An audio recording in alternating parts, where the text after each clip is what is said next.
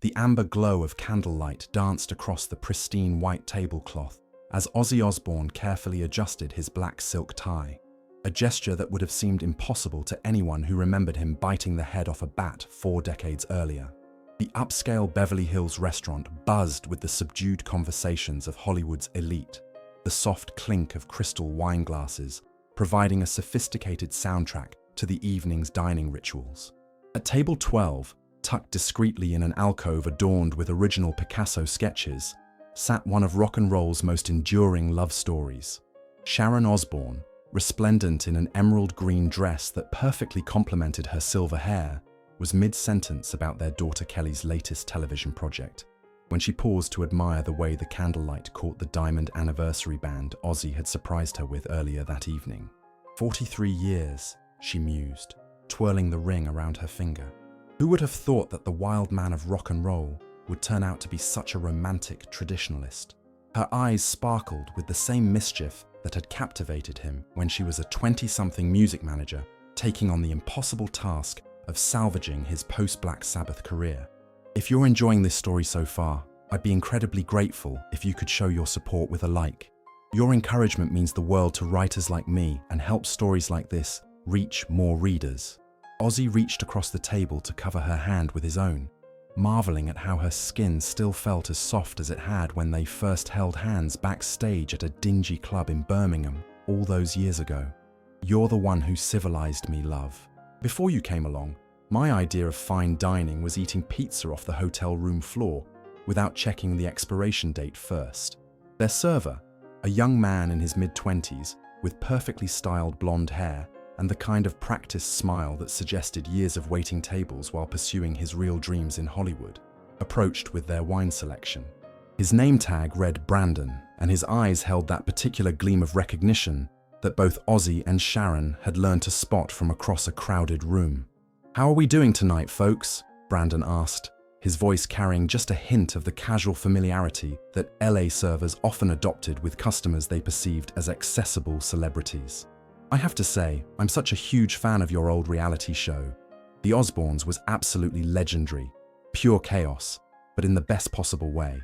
Sharon smiled graciously, the same warm expression she'd perfected through decades of media interviews and public appearances.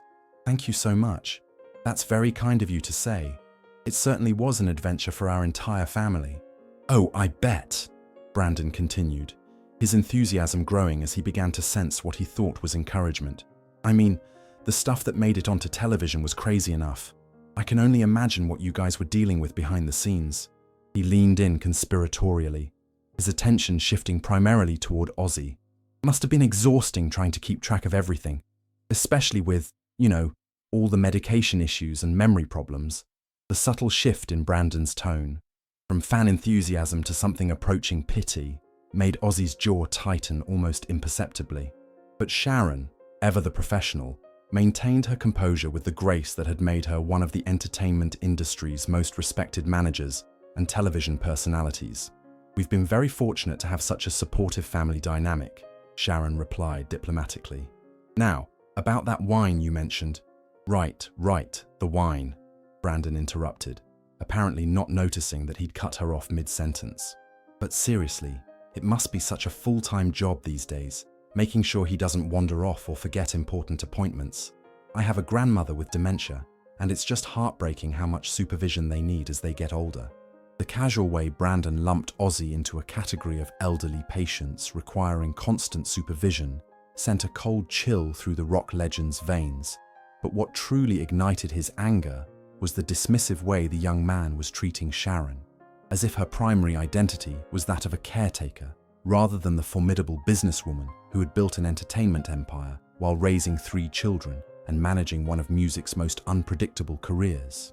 "I mean, good thing you're there to keep him grounded," Brandon continued, now addressing his comments almost exclusively to Ozzy while gesturing vaguely in Sharon's direction. "Must be nice having someone to handle all the day-to-day stuff so you don't have to worry about it. Like having a personal assistant who never goes off duty, right?" The restaurant seemed to fade into background noise as Ozzy felt a familiar rage building in his chest. Not the wild, destructive fury of his youth that had resulted in countless hotel rooms being demolished and relationships being destroyed, but something deeper and more controlled. This wasn't about him. He'd spent 5 decades dealing with condescension, mockery, and people who assumed his success was somehow accidental or undeserved. But watching someone reduce Sharon, his partner, his anchor, the woman who had literally saved his life more times than he could count, to the role of a glorified nursemaid, crossed a line that could never be uncrossed. Sharon's expression remained perfectly controlled, but Ozzy caught the slight tightening around her eyes, the almost imperceptible straightening of her spine that he'd learned to recognize as her defensive posture after 4 decades of marriage. She'd spent her entire career fighting to be taken seriously in a male-dominated industry, battling assumptions that she was just the rock star's wife, rather than a brilliant strategist who had revolutionized artist management and built multiple successful businesses from the ground up. "You know what's interesting about assumptions?" Ozzy said quietly, his distinctive Birmingham accent cutting through Brandon's continuing monologue about the challenges of caring for aging relatives. His voice was calm, almost conversational, but there was an undertone that made nearby diners glance over with curiosity. Brandon paused mid-sentence, clearly not expecting to be interrupted. "I'm sorry, what was that?" "Assumptions," Ozzy repeated, his voice still measured but growing stronger. "They reveal more about the person making them than the person they're directed at." He stood slowly, his movements deliberate and controlled. Even at 75, Ozzy Osbourne commanded attention when he chose to.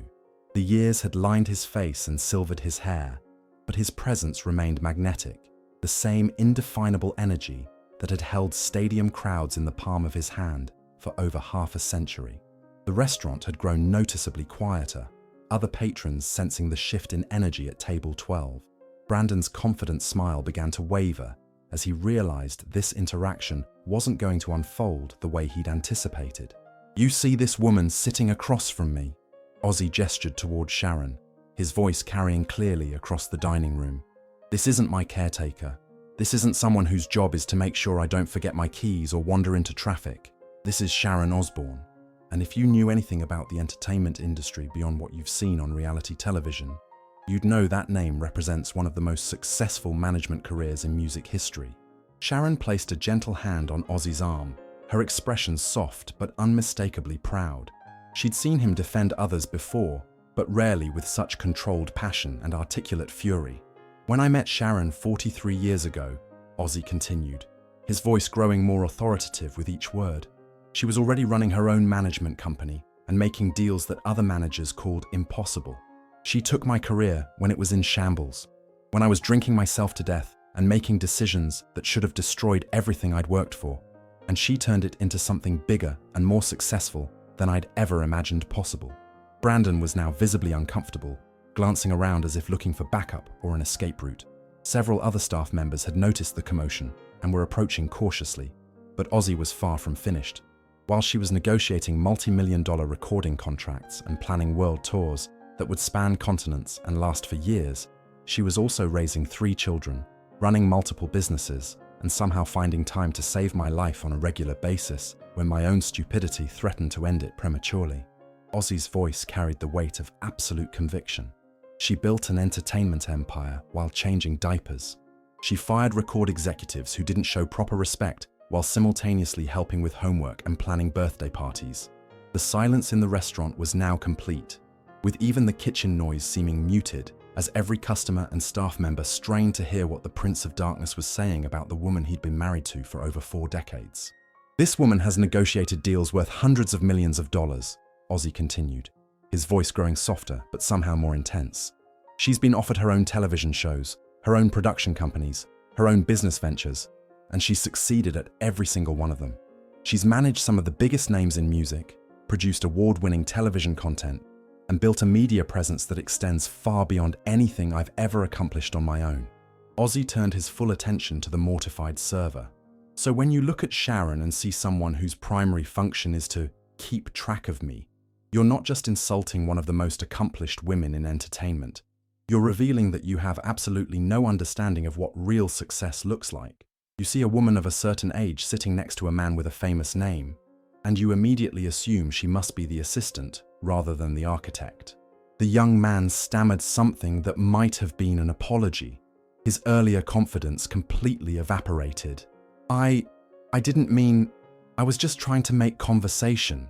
Conversation is wonderful, Sharon interjected, her voice carrying the same authoritative tone that had intimidated record label executives and television network presidents for decades. But conversation requires actually listening to the other person, not just waiting for your turn to share your assumptions about their life. She stood to join Ozzy, and together they presented a united front that radiated decades of partnership and mutual respect. When you interrupt someone mid-sentence to share your theories about their relationship dynamic, you're not making conversation, you're performing a monologue. And when that monologue includes casual ageism and sexism disguised as concern or friendliness, it stops being harmless small talk and starts being actively offensive. Brandon looked genuinely stricken now, as if the full impact of his behavior was finally hitting him. Mrs. Osbourne, I sincerely apologize. I had no idea about your background, your career. I was completely out of line. The problem isn't that you didn't know about my specific career, Sharon replied, her tone firm, but not unkind. The problem is that you saw an older woman and immediately assumed her primary identity must be defined by her relationship to the man sitting next to her. You didn't consider asking about my work, my interests, my own accomplishments. You just decided I must be a caretaker and proceeded accordingly. The restaurant manager appeared at their table, having clearly witnessed enough of the exchange to understand that a significant service failure had occurred. He was a distinguished man in his 50s, impeccably dressed and radiating the kind of professional calm that suggested years of handling delicate situations involving high-profile clientele. Mr. and Mrs. Osbourne, he said, his voice carrying genuine remorse. I cannot begin to express how deeply sorry I am for this incident. This behavior is absolutely unacceptable and does not reflect the values or standards of our establishment. Ozzy nodded acknowledgement, but remained standing, his protective stance making it clear that the conversation wasn't over. The issue isn't just your server's behavior, he said. It's the underlying attitudes that made him think this kind of interaction was appropriate. How many other customers, particularly older women, have been subjected to similar assumptions and dismissive treatment? That's exactly the question you should be asking, Sharon added, because I guarantee you, this isn't an isolated incident. It's just the first time someone with enough visibility and platform spoke up about it in a way that couldn't be ignored. The manager's expression grew even more serious as he processed the implications of what they were saying. You're absolutely right, and I want to assure you that this will serve as a catalyst for comprehensive staff training on customer service, respect, and unconscious bias. We clearly have work to do. As word of the incident spread through the restaurant, several other diners approached their table. A woman in her 60s, elegantly dressed and carrying herself with obvious confidence, was the first to speak up. Excuse me, she said. I hope you don't mind the interruption, but I wanted to thank you for what you said. I'm the CEO of a Fortune 500 company, and I can't tell you how often people assume I'm someone's assistant or spouse, rather than the person actually running the organization. Sharon's expression softened immediately. It's an ongoing battle, isn't it? But I think it's getting better slowly, as more women refuse to accept being invisible. It is getting better thanks to women like you who paved the way and refused to be diminished, the stranger replied. And thanks to partners like your husband who understand that supporting strong women makes everyone stronger. A younger woman, probably in her early 30s, approached next. I'm sorry to bother you, but I had to say something. I'm starting my own business, and I've been researching successful female entrepreneurs. Your career has been such an inspiration. The way you built something from nothing while juggling so many other responsibilities. More diners joined the impromptu conversation, sharing their own experiences with ageism, sexism, and the ongoing fight for recognition and respect in professional settings. What had started as a private anniversary dinner had somehow evolved into a spontaneous forum on dignity, partnership, and the importance of challenging assumptions. An older gentleman approached with his adult daughter. I've been watching this conversation with great interest, he said. I'm a retired business executive, and I'm ashamed to say that I probably made some of the same assumptions your server did tonight, without even realizing it. This has been a real education. His daughter nodded in agreement. I work in tech, which is still very male-dominated, and I deal with this kind of thing constantly. It's encouraging to see someone with your platform using it to address these issues.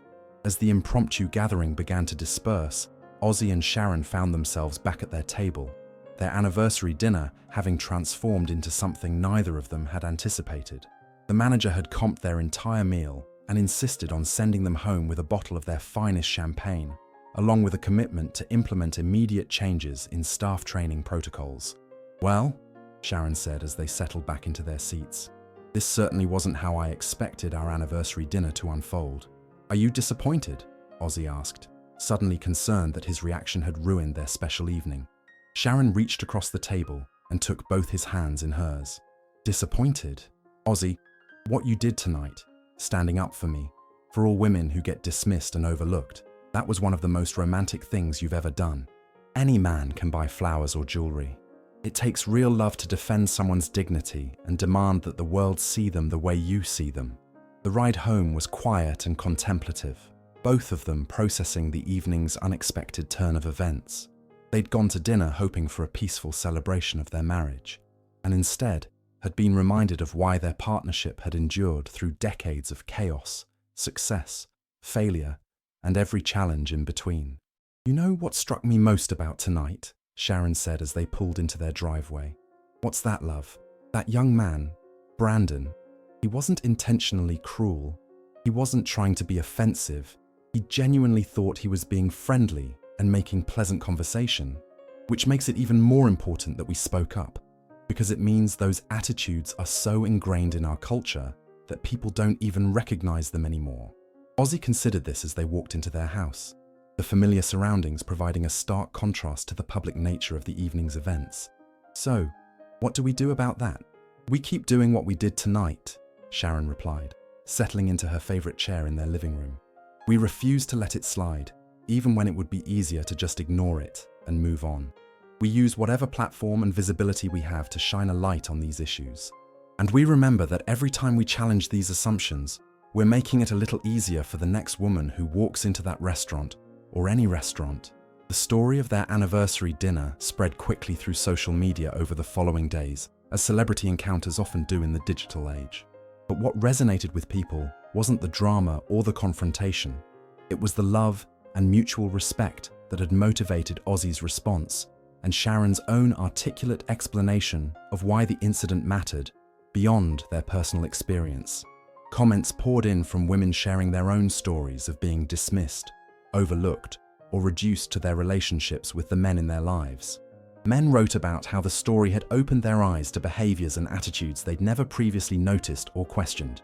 Business leaders discussed implementing training programs to address unconscious bias in customer service and professional interactions. Several major publications reached out for follow-up interviews, wanting to explore the broader implications of what had happened. A television network approached Sharon about hosting a show focused on successful women over 50 who were still breaking barriers and challenging stereotypes. The incident became a catalyst for larger conversations about ageism, sexism, and the ongoing fight for equality and recognition. But for Ozzy and Sharon, the most meaningful responses came from individuals who said the story had inspired them to speak up in their own lives, to refuse to accept dismissive treatment, and to demand the respect they deserved.